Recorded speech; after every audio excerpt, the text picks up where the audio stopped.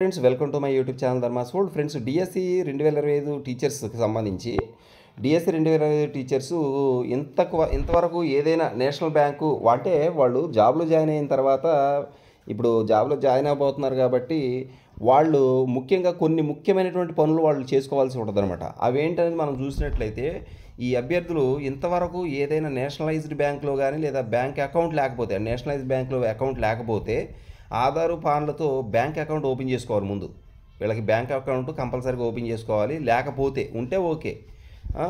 Next జాబ్లో చేరిన తర్వాత సిఎఫ్ఎంఎస్ ఐడి కొరకు డీడీఓలకు పాను జిరాక్స్ అలాగే బ్యాంక్ అకౌంట్ డీటెయిల్స్తో bank account passbook first page copy photo ఒకటి ఇవ్వాల్సి ఉంటుంది అనమాట. ఎవరికి డీడీఓలు అంటే వాళ్ళు హెచ్ఎంలకు ఇవ్వాలి, లేదంటే జీటీలు అయితే ఎంఈఓలకి ఇస్తారు, మరి స్కూల్ అసిస్టెంట్లు అయితే హెచ్ఎంలకు ఇస్తారు.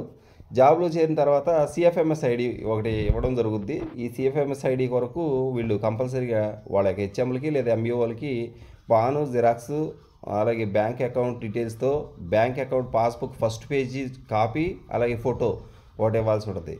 తర్వాత సిఎఫ్ఎంఎస్ ఐడి వచ్చిన తర్వాత నిధి పోర్టల్లో ప్రాన్ నెంబరు అలాగే ఏపీజీఎల్ఐ నెంబర్స్ కోసం ఆన్లైన్లో సబ్మిట్ చేయాల్సి ఉంటుంది, ఆన్లైన్లో అప్లికేషన్ పెట్టుకోవాల్సి ఉంటుంది.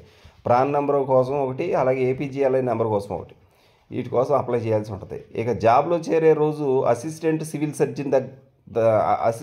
సర్జన్ ఉంటారు కదా, వాళ్ళ స్థాయికి తగ్గకుండా ఉండే వాళ్ళ దగ్గరికి వెళ్ళి ఫిజికల్ ఫిట్నెస్తో 4 కాపీలు అటెస్టేషన్ ఫామ్స్ హెచ్ఎం లేదా ఎంఈఓ లేదా ప్రిన్సిపాల్కి ఇవ్వాల్సి ఉంటుంది అన్నమాట. అంటే ఫిజికల్ ఫిట్నెస్ సర్టిఫికేట్ తీసుకోవాలి మీరు. ఈ physical fitness certificate civil surgeon doctor దగ్గరికి వెళ్ళి తీసుకోవాల్సి ఉంటుంది, ఆయన ఇస్తారు. ఆ కాపీ మీకు దొరుకుద్ది బయట, లేకపోతే ఆన్లైన్లో దొరుకుద్ది ఫిజికల్ ఫిట్నెస్ సర్టిఫికేట్. దాన్ని డౌన్లోడ్ చేసుకొని తీసుకుని వెళ్ళి అది ఫిల్ చేసి మరి అసిస్టెంట్ సివిల్ సర్జన్ స్థాయికి తగ్గకుండా ఉండే వాళ్ళ దగ్గరికి వెళ్ళి మీరు ఈ యొక్క సర్టిఫికేట్ తీసుకోవాల్సి ఉంటుంది. 4 కాపీలు జిరాక్స్ తీసుకోవాల్సి ఉంటుంది, తీసుకుని హెచ్ఎంకి ఇవ్వాల్సి ఉంటుంది లేదా ఎంఈఓలకి ఇవ్వాల్సి ఉంటుంది ఎస్జిటీలు అయితే. ఇక జాబ్కి అవసరమైనటువంటి ఎడ్యుకేషన్ క్వాలిఫికేషన్స్ వరకే అటెస్టేషన్ ఫామ్స్లో ఫిల్ చేయాల్సి ఉంటుంది. ఇక అటెస్టేషన్ ఫామ్స్లో మొబైల్ నెంబర్ కూడా కంపల్సరీగా మీరు ఇవ్వాల్సి ఉంటుంది అనమాట. Okay, thank you so much for watching. Please share this video and subscribe my channel.